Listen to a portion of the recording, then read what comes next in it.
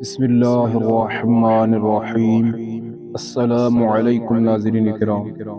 حضرت خباب بن ارارت رضی اللہ عنہ فرماتے ہیں کہ ہم نے رسول پاک صلی اللہ تعالی علیہ وآلہ وسلم سے مشرکین کی طرف سے پیش آنے والی تکالیف کی شکایت کی۔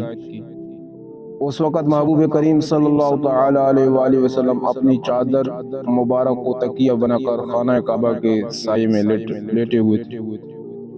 ہم نے عرض کیا، یا رسول اللہ صلی اللہ تعالی علیہ وآلہ وسلم، آپ ہمارے لیے مدد کیوں نہیں طلب فرماتے؟ آپ صلی اللہ تعالی علیہ وآلہ وسلم ہمارے لیے دعا کیوں نہیں فرماتے؟ آپ صلی اللہ تعالی علیہ وآلہ وسلم نے فرمایا، تم سے پہلے جو لوگ گزرے ہیں ان کا حال یہ تھا کہ ایک آدمی کو پکڑ کر لایا جاتا، زمین میں اس کے لیے گڑھا کھودا جاتا اور اس کو اس گڑھے میں ڈال دیا جاتا، پھر آرا لایا جاتا اور اس کے سر پر رکھ کر چلا دیا جاتا، جس سے اس کے جسم کے دو ٹکڑے ہو جاتے اور لوہے کے کنگیاں اس کے گوشت اور ہڈیوں تک پھیری جاتی، مگر اس کے باوجود وہ اپنے دین کو نہ چھوڑتا۔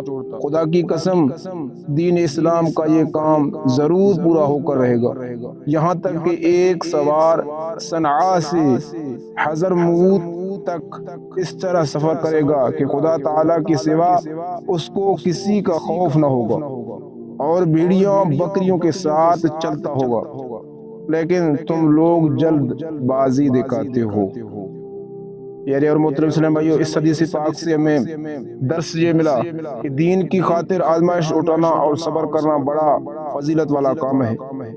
اس حدیث سے حضرت محمد عربی صلی اللہ تعالی علیہ وآلہ وسلم کا ایک معجزہ معلوم ہوا کہ آپ صلی اللہ تعالی علیہ وآلہ وسلم نے اسلام کی نشر و اشاعت اور ترقی کے متعلق جو پیش گوئی کی تھی وہ پوری ہوئی اور عالم اسلام امن و سلامتی کا گہوارہ بن گیا۔ صحابہ کرام علیہم رضوان کا دل و جان سے مشرکین کی تکلیف کو برداشت کرنا معلوم ہوا۔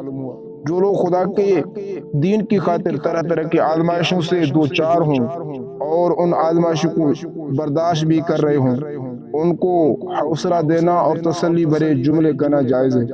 معلوم ہوا کہ اسلام قیامت تک امن و سلامتی والا دین ہوگا۔